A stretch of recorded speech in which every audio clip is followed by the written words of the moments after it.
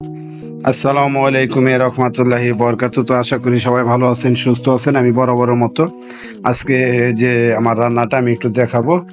তো এর আগে আমি আপনাদের মাঝে রান্না পরিবেশন করাটা দেখাইছি, যদিও আসলে একা একা ভিডিও করা একা একা রান্নাটা এরকম দেখানো সম্ভব হয় না। যদিও যা হোক একটু চেষ্টা করছি। তো একটি সাগরের মাছ ভাজি করতেছি। এটা অ্যাকচুয়ালি পাঙ্কাশের মতো দেখতে, আবার আমাদের বাংলাদেশে আয়ের কাটার মতো এইরকম। এটা আমি নিজে 5টা মাছ কাটছি। এই দেখেন মাছগুলা। এই যে মাছগুলা, এটা হলো ভাজি করবো। সবকিছু খেয়ে যে মাথা আছে, তারপরে যে পিস আছে ঠান্ডা করছি। হ্যাঁ, এগুলা টমেটো দিয়ে আলু দিয়ে রান্না করবো। এই দেখেন আলুগুলা আমি কেটে রাখছি। হ্যাঁ, আবার এই দেখেন টমেটো গুলা, এই টমেটো দিয়ে আলু দিয়া এবং ধনিয়া পাতা দিয়া মানে একটু হালকা ভুনা করব। এই মাছগুলা দেখতে পারতেছেন, মাছগুলা ভাজি করতেছি। ভাজি করে আর কি ই করব, তরকারির উপরে যখন তরকারিটা হয়ে যাবে তার উপরে সাইডে দিয়ে একটু বড় গোটাবো, এই আর কি। তবে আসলে অনেকদিন ধরে অনেক কিছু দেখাইতে পারতেছি না আপনাদের, যেহেতু বর্তমান সৌদি আরবে এখন একটু সমস্যা। যে সমস্যাটা হলো বাইরে যাওয়াটা একটু সমস্যা হয়, যে কারণে দেখাইতে পারি না। এই দেখেন আমাদের সাপ্তাহিক মানে প্রতি বৃহস্পতিবারে বাজার হয়। সেই বাজারগুলো অনুযায়ী এই আমি আপনাদের লাইটে দিয়ে দেখাচ্ছি। এই আর কি এই আলুগুলো এনে রাখছি। হ্যাঁ, এই আলুগুলা দিয়ে প্রতিদিন বিভিন্ন সবজির সাথে মিক্স করে রান্না করতে হয়। এবং এই ভাত দেখেন, ভাত আমাদের বাঙালি খানা ভাত।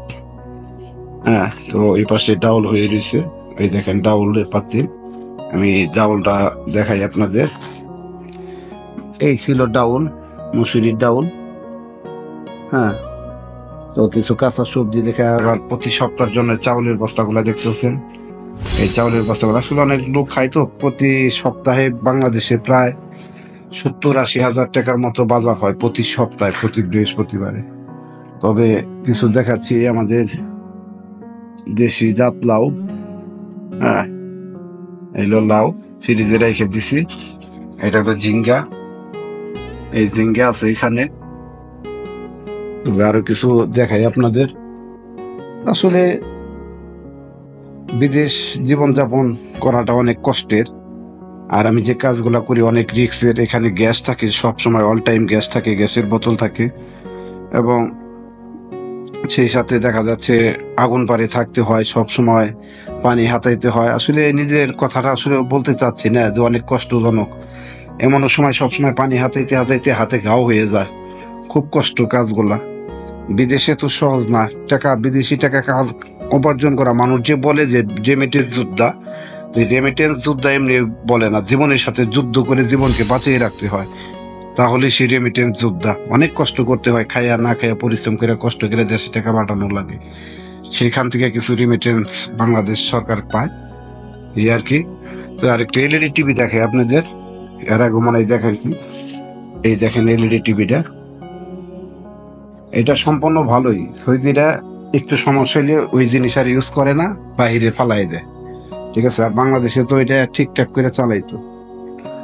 তো এইটুক দেখাইলাম আপনাদের মাঝে। তো আমি অনেক চিন্তিত আছি যে আমার দর্শক, আমার ইউটিউব চ্যানেল সংবাদ পরিক্রমা সকল দর্শকদের মাঝে আমি কয়েকদিন ধরে ভিডিও দিতে পারতেছি না। তো অচিরে ইনশাল্লাহ আশা করছি ভালো কিছু ভিডিও আপনাদের মাঝে উপস্থাপনা করে তুলে ধরবো। তো সে পর্যন্ত আমাদের কাছে থাকবেন, আপনারা ভালোবাসা দিবেন, ভালোবাসা দিতেছেন। আসলে ইনশাল্লাহ এ পর্যায়ে সবাই ভালো থাকেন, সুস্থ থাকেন। আল্লাহ হাফেজ।